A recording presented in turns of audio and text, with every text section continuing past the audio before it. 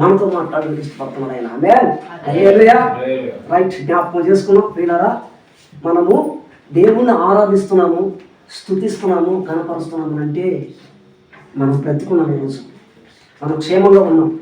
దేవుడు మనకు పెట్టినటువంటి ఇచ్చినటువంటి ఆయుష్కాలను బట్టి ఈరోజు దేవుణ్ణి స్తుతించాలి. మనం ఈరోజు దేవుడిని మన దేవుని మనం స్తుతించలేకపోతే మిగతా దినాల్లో స్తుతించుకుని వేస్ట్. ఒక మాట చెప్పాడు ఆయన, 6 దినములు కష్టపడి పని చేసుకో, కష్టపడు, సంపాదించుకో.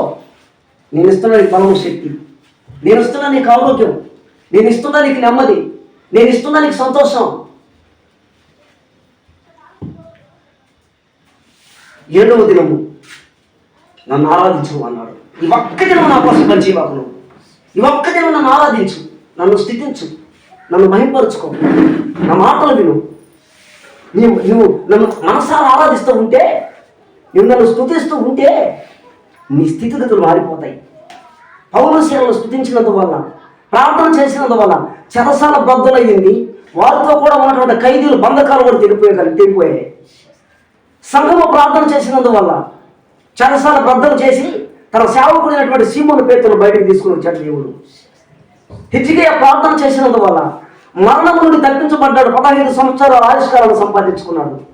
ఇశ్రాయేలీయులు దేవుని ప్రార్థన చేసిన తర్వాత ఐగుప్తు దేశం నుండి బయటకు వచ్చి ఇశ్రాయేలీయులు దేవుణ్ణి ఆరాధించి ప్రార్థన చేసిన తర్వాత వాళ్ళ ముందు ఉన్నటువంటి పెద్ద సమస్య, భయంకరమైన సమస్య ఎర్ర సముద్రము. ఎర్ర సముద్రము పాయలు చేయగలిగేటువంటి శక్తి మన దేవుడు ఇచ్చాడు వాళ్ళకి. ఈరోజు నువ్వు ఆలోచిస్తున్నావేమో, నీ జీవితాన్ని గురించి నువ్వు ఆలోచిస్తున్నావేమో. నా బ్రతుకులో చదివినటువంటి లోటు ఉంది. నా జీవితంలో ఎంత ప్రార్థన చేసినా, ఎంత దేవుణ్ణి ఆరాధిస్తూ ఉన్నా, నేను స్తుతిస్తున్నాను, కనపరుస్తున్నాను అనే మాటలు వింటున్నాను. నాకు జరగడం లేదే, నా బ్రతుకులో మార్పు రావడం లేదే, నా స్థితిగతులు మారడం లేదే, నా జీవితం చక్కపరచబడడం లేదే అని ఆలోచిస్తున్నావేమో. ఎర్ర సముద్రమును పాయలు చేసిన దేవుడు కేవలం ఎర్ర సముద్రమును ఎవరో చేయగలరు? మాట చెప్పండి ఒకసారి. ఎవరు చేయగలరు సముద్రాన్ని పాయలు చేయడం అంటే? ఎర్ర సముద్రమును పాయలు చేసి తన ప్రజలను నడిపించినటువంటి దేవుడు కేవలం స్తుతి ఆరాధనల ద్వారా దేవుడు గణపరుస్తూ ఎరుకో పట్టణము చుట్టూ ఉన్నటువంటి ఎరుకో గోడలను కూల్చినటువంటి గొప్ప దేవుడు నీ బ్రతుకును మార్చి నీ జీవితాన్ని సరిదిద్ది నీకు ఒక ఉన్నతమైనటువంటి స్థాయిలో నిన్ను నిలబెట్టాలని దేవుడు కోరుకుంటున్నాడు. నిన్ను భయపడుతున్నావేమో. నువ్వు నమ్మింది ఎవరినో తెలుసా? భూమి ఆకాశాలు చేసినటువంటి గొప్ప దేవుడు నమ్మిన ఏకైక బిడ్డవు నీవు. దేవుడు నిన్ను ఏర్పరచుకున్నాడు. నిన్ను జగత్తు పునాది వేయబడక ముందే, భూమి ఆకాశాలు లేనప్పుడే ఆయన తలంపులలో, ఆలోచనలో నీవు ఉన్నావు. ఎన్నుకున్నాడు నిన్ను ఆయన. నువ్వు ఆయనను ఏర్పరచుకోవాలా. దేవుడే నిన్ను ఏర్పరచుకున్నాడు. ఆయన ఎదుట నిర్దోషులుగాను, నిష్కలంకులముగాను, పవిత్రమైన జీవితంగా కలిగి దేవుని ఎదుట మనం నిలబడాలని దేవుని యొక్క సంకల్పము. ఆయన ఎదుట నిలబడక మునిపే ఆయన మహిమకు కీర్తి తేవాలని, ఆయన స్తుతించి ఆరాధించి ఘనపరిచి ఆయన మహిమపరిచి ఆయన ఎదుట నువ్వు నిలబడాలని దేవుడు నిన్ను ఏర్పరచుకున్నాడు. ఆయన ఆమేన్. జ్ఞాపకం చేసుకోండి. అందుకని రాత్రి మనం చక్కటి సందేశం విన్నాం. మనము అల్ప విశ్వాసి ఎందుకు సందేహం పడితివి అన్నాడు పేతురుని. యేసయ్య అన్నమాట అంటే ఎందుకు సందేహం పడితివి అన్నాడు ఆయన.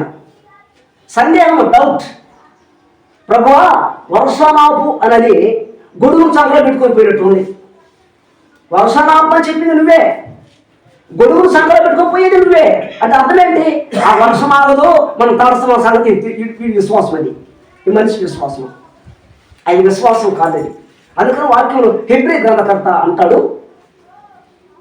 11వ అధ్యాయంలో రాయబడి ఉంది, విశ్వాసము లేకుండా దేవునికి ఇష్టడయ్యుట అసాధ్యమన్నాడు ఆయన. విశ్వాసం లేనటువంటి జీవితాన్ని మనం జీవించకూడదు. విశ్వాసం అంటే అర్థం ఏంటో తెలుసా?